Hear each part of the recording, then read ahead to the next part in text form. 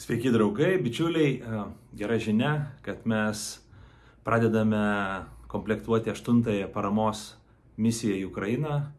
Artimiausiomis dienomis išsigryninsime priemonės, kurios reikalingos mūsų draugams, Mariupolio kapelionų batalionui ir jų remiamiems Ukrainos gynėjams. Artimiausiu metus užsakysime visus dalykus ir per keletą savaičių tą paramą nugabensime į Ukrainą. Džiaugiuosi visais, kurie ištikimai jau 3 metus palaikote šį kilnų gerą darbą. Remiame tuos, kurie neteisingai užpulti, tuos, kurie teisėtai gina savo šalį. Paskubėkite prisidėti savo auką, palaikymu, maldomis, nes neužilgo jau pakuosime, darysime, siūsime.